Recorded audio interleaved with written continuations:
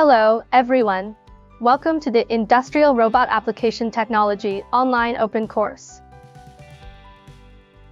Through previous course lessons, we have learned that the external emergency stop button is a critical component of the industrial robot safety system and directly impacts the operational safety of the robot.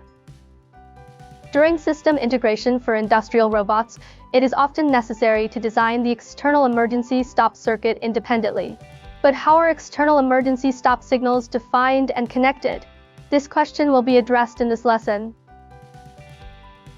Now, let's learn about the connection of external emergency stop signals for industrial robots together. This lesson will be divided into two main sections.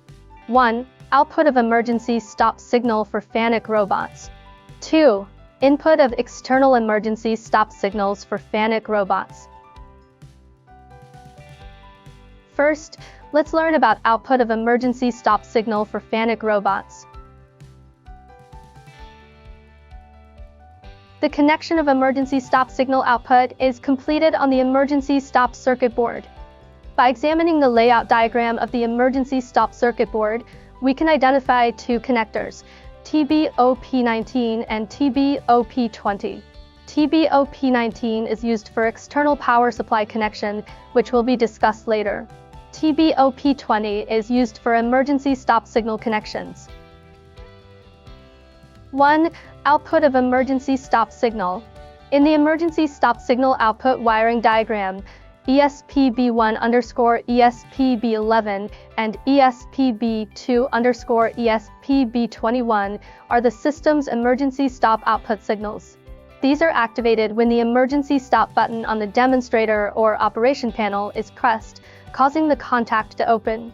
When the power to the control device is disconnected, the contacts remain open regardless of the emergency stop button state.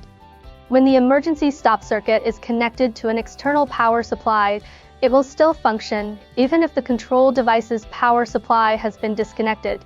The emergency stop signal connection is pre-connected at the factory, so no additional connection is required by the user.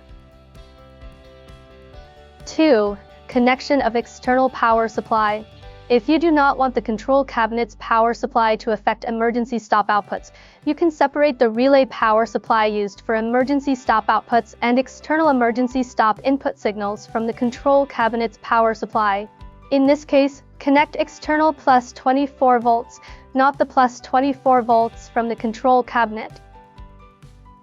External power supply requirements: plus 24 volts, minimum 300 milliamps, must comply with EMC standards. Devices should have the CE mark. By employing an external power supply, the internal control device's power can be isolated from external emergency stop signals, safety interlocking signals, and input circuits. In addition, during the control device's power cutoff, the emergency stop button on the teach pendant or operation panel can still reflect its status to the external emergency stop output signal.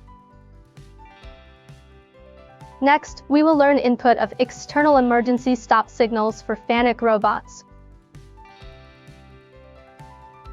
The connection of external emergency stop signal input is also completed on the emergency stop circuit board. 1. Input of external emergency stop signal. As shown in the diagram, here is the external emergency stop signal table. Connect the contacts of the external emergency stop switch to these wiring terminals. When the contact opens, the robot will stop. When using relays or current contactors instead of a direct switch, an arc suppressor must be connected to the relay or contactor coil to minimize interference and noise. If wiring terminals are not applicable, they should be shorted. In auto mode, if the safety barrier door is opened, these signals will be used to stop the robot.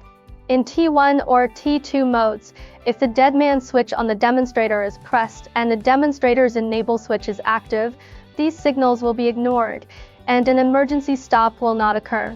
If wiring terminals are not applicable, they should be shorted.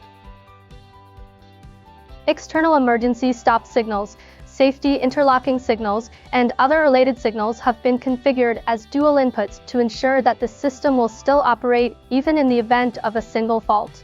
Therefore, when connecting the external emergency stop switch, do not connect only one signal terminal group, such as EES1, EES11, or EES2, EES21.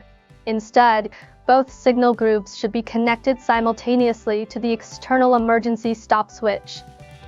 2. Connection and verification of external emergency stop switch. To better understand the external emergency stop signal connection method, let's examine the connection and verification process of an external emergency stop switch. 1. Connection of external emergency stop switch. 1. First, prepare a TBOP20 connector, 2 professional pick-and-place tools, an emergency stop switch, several short circuit plates, and several wires.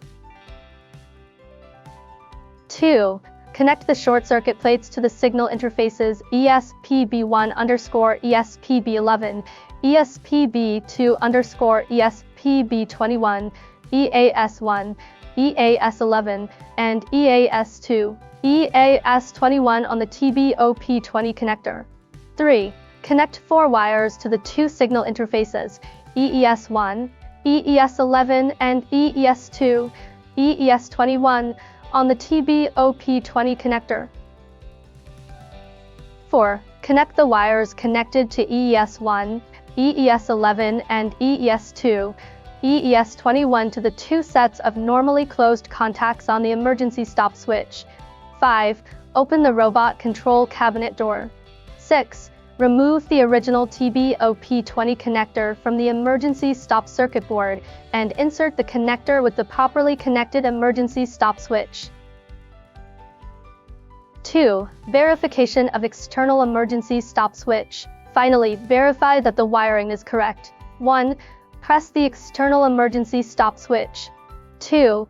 Check the demonstrator for the appearance of the SRVO 037 alarm. 3. If the demonstrator displays alarms such as SRVO 271 or SRVO 230/-231, it indicates a wiring error and failure to meet the requirement for simultaneous connection to dual contacts. That concludes the content of this lesson. We have learned the methods for connecting the emergency stop signal outputs and inputs of FANUC robots. Thank you all for watching. I hope this lesson helps you better understand the safety system of industrial robots. Finally, please complete the following exercises and see you next time.